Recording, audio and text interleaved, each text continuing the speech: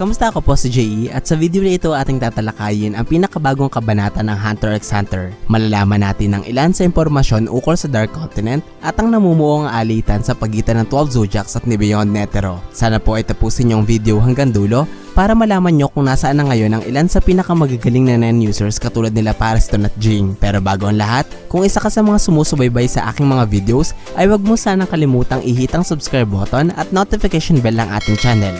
Isama mo na rin ang pagbisita sa ating ikalawang channel ukol sa One Piece at ang pag-follow sa ating mga Facebook page para hindi ka maiwan sa araw-araw na kwentuhan dito lamang sa JETV.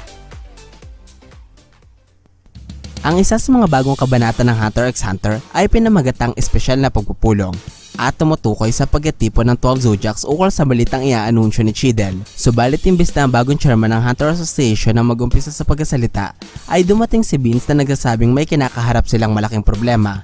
At dito niya ipinakita ang isang videotape na naglalaman ng deklarasyon ng isa sa pinakasikat na pinuno sa mundo at ang hari ng Kaken Empire na si Haring Nasubi Huiguru. Inaanyayahan niya ang napakaraming tao na sumama sa kanila papunta sa isang lugar na kayang magbigay ng walang katapusang kayamanan at masaganang hinaharap. Ang lugar na ito ay tinatawag na Dark Continent.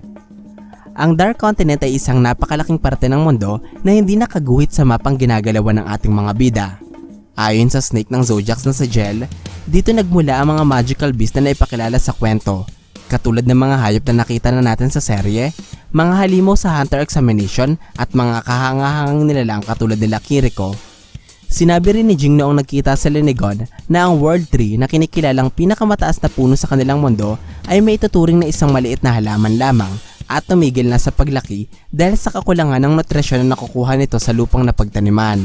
Natiyak niya ito dahil ang tunay na World Tree sa Dark Continent ay may taas na lumalagpas sa atmosfera ng mundo. Ang ibig sabihin, punong-puno ng nutrisyon ng kalupaan ng delikadong kontinente para masuportahan nito ang kinakailangang sustansya ng isang malaking organismo. Tumutugma ito sa sinabi ni Haring Nasubi na ang lugar ay pinaglalagyan ng napakaraming kayamanan. Ganun pa man, sa kabila ng lahat ng kasaganahang kayang ibigay ng kontinente sa kanilang mundo, ang pagpunta sa delikadong lugar ng mga taong nakakaalam ng impormasyon ukol dito ay lubhang ipinagbabawal. Sapagkat sa lahat ng mga paglalakbay na nagtungo sa Dark Continent para kumuha ng yaman ay nagreresulta ng isang malaking sakuna. Hindi lamang sa mga taong nagsagawa ng misyon kundi pati na rin sa mga taong nananahimik sa ligtas na mundo. Kaya dahil dito, 200 taon na ang nakakalipas, nagdesisyon ng V6 o ang grupo ng mga pinuno ng malalaking bansa kasama ang Kakin na pirmahan ng isang kasunduan na nagbabawal sa kahit na sinong tao na pasukin ang Dark Continent. Ang kasunduang ito ay tinatawag na Inviolability Treaty. Subalit ang naging problema kaya nakapag-anunsyo pa rin ang Kaken Empire ng paglalakbay patungo sa kontinente ay dahil pinalitan ni Haring Nasubi ang gobyerno ng kanilang bansa 10 taon na ang nakakalipas. Mula sa bansang nagtataglay ng imperialismong pamumuno patungo sa isang bansang mayroong parlamentaryong demokrasiya. Sa madaling salita, gumawa si Haring Nasubi ng bagong gobyerno na hindi kasama sa naunang V6 na lumagda sa Inviolability Treaty. At ang kanilang hindi pagkilala sa kasunduang hindi naman pinirmahan ng pinuno ng kanilang bagong gobyerno ay hindi magresulta ng anumang parusa mula sa kahit na anong batas ng mundo. Isa itong matalinong aksyon ng isang pinunong nagnanais marating ang Dark Continent. Subalit, kung isa kang normal na taong gusto lamang makapunta sa lugar, pipiliin mo bang sagupain ang panganib ng Dark Continent imbis na manatili na lamang at mamuhay ng tahimik sa ligtas na mundo? Ang kasagutan sa tanong na ito ay napaghandaan na ni Haring Nasubi. Kaya para bigyan ng katapangan ang puso ng lahat ng taong nagnanais na sumama sa paglalakbay ay kinasangkapan niya ang isa sa pinakamalakas na mandirigma sa mundo. Isa sa pinakasikat na pinunong minahal ng marami at ang isa sa nakalabas ng walang tinamong kahit na anong pinsala sa Dark Continent. Siya ang nag-iisang si Isaac Netero na sa kasamaang palad ay pumanaw na. Ngunit ginawa siyang introduksyon ng matalinong hari ng Kakin upang bigyan ng kumpiyansa ang mga manonood na magtiwala sa kanyang susunod na ipapakilala at siya ay walang iba kundi ang anak ng dating chairman na si Beyond Netero. Ang pagpapakilala kay Beyond bilang anak ni Isaac Netero ay lubhang pinagdudahan ng mga Zodiacs na nanonood ng videotape na isinalang ni Vince. Nasaksihan nila ng binigkas nito ang paniniwala na kapag itinigil mong subukin ang iyong sariling kakayahan ay kasabay din itong titigil ang iyong buhay. Mga salitang kapareho ng pinanghawakan ni Isaac Netero noong siya'y nabubuhay. Isinasalaysay din ni Beyond na noong unang panahon, ang mga ninuno ng tao sa ligtas na mundo ay nagbula sa Dark Continent. Isang impormasyong kanyang nakuha dahil sa kanyang pagnanais ng maraming kaalaman. Ugaling kapareho ni meron si Isaac Netero. Sa pagpapatuloy ni Beyond sa kanyang pagsalita, sinabi niya na didispatchahin niya ang kahit na ano o sino mang maging balakid sa pagpunta nila sa misteryosong kontinente na lahat ng klase ng tao, anumang edad, nasyonalidad, trabaho o lahi ay may patas na pagtingin pagdating sa kanilang misyon na kinakailangan lamang nilang buong tapang lumahok sa ekspedisyon dahil pinapangako niyang dadalhin niya silang lahat sa Dark Continent. Sa tagpong ito, natapos ang videotape na pinapanood ni Vince sa Zodiacs. Ang padalos-dalos at animoy di pinag-isipang layunin ni Beyond ay kapareho ng paraan kung paano magsagawa ng isang aksyon si Isaac Netero. Kaya, walang duda na siya ang di pinakilalang anak ng dating chairman ng Hunter Association. Isang bagay na pinilit tanggapin ng Zodiac sa kanilang mga sarili. Bagamat hindi pa rin makapaniwala ang lahat, iniasa ni Vince ang paliwanag ukol kay Beyond sa isa pang videotape na iniwan ni Isaac para sa buong 12 Zodiacs. Isa itong video na kanyang inihanda sa pagkakataon na merong isang taong magpapakilala bilang kanyang anak.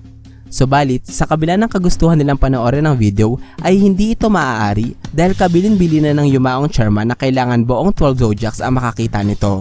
Nasa kasamaang palad, 10 lamang sa Zodiacs ang nasa pagpupulong samantalang ang dalawa nitong membro na si Jing na kumakatawan sa boar at si Parasto na dating rat, vice chairman at chairman ng Hunter Association ay hindi mahanap.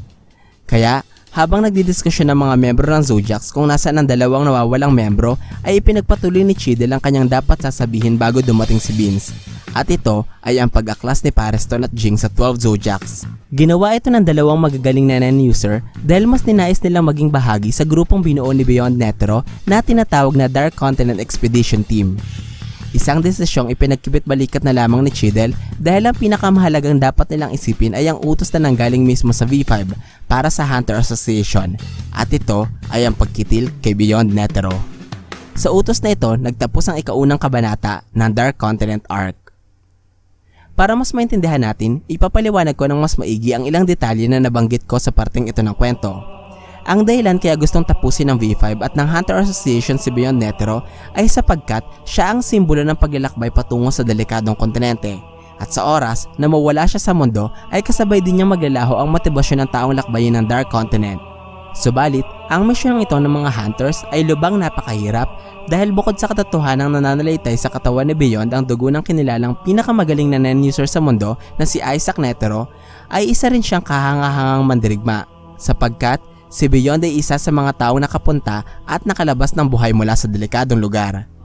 Hindi ko pa rin nababanggit na ang anak ng dating chairman ay pinapalibutan pa ng mga talentadong users na tiyak na makakatulong sa kanyang mabuhay at alisin ang anumang sagabal sa kanilang layunin.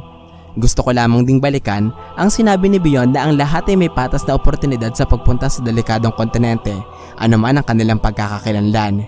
Ibig sabihin, kahit isa kang simpleng mamamayan ng maliit na bansa ay maaari ka pa ring makasama sa paglalakbay. Isa itong bagay na labis na nakakapag-alala sapagkat ang eksaktong binigkas ni Beyond ay isang pangakong dadalhin niya ang mga taong sasama sa paglalayag patungo sa Dark Continent, subalit wala siyang ipinangakong maisasama niya pa ang mga ito pabalik sa ligtas na mundo. Kaya, siguradong ang misyon na ito ay magpapakita ng isang madugong parte ng kwento. Para sa kabanatang ito, may mga importanteng detalye kayong dapat tandaan upang makasunod kayo sa mga susunod na parte ng Dark Continent Arc. Una sa dapat yung tandaan ay ang paglahok ni Jing at ni Pareston sa grupong binuo ni Beyond. At ang ikalawa ay ang nilalaman ng pangalawang video na iniwan ni Isaac Netero sa 12 Zodiacs. Ang mga impormasyong ito ay dapat nyong alalahanin sapagkat ito ang mga bagay na may malaking kontribusyon sa magiging takbo ng serye. At kung ano ito ay ipapaliwanag ko sa mga susunod na pahina ng istorya. Ito po ang aking paliwanag ukol sa unang kabanata ng Dark Continent Arc. Bago po kayo magtungo sa ikalawang kabanata, ay gusto ko munang batiin sila Albert Doma, Exidential Kanamo, Kanzay Mugiwara, pati rin sila Richard Kenneth Ikaka, Jerses Duo, Ka Popoy, kasama sina Joey Gare, Sherwin Paul Castro, Brian Ostunal, at syempre sina Nayan Wayan, Sandro Asico, at Alfred Quijano. Sana po ay nagustuhan nyo ang aking paliwanag. Kung meron pa kayong tanong at gustong idagdag ay huwag po kayong mahihiyang magkomento sa baba. At kung gusto nyo rin naman ang iba pang kwento ng anime, ay isearch nyo lamang ang JETV sa inyong mga social media accounts kagaya ng YouTube at Facebook. Maraming salamat po sa inyong walang sawang suporta. Ako po si JE. Hanggang sa muli!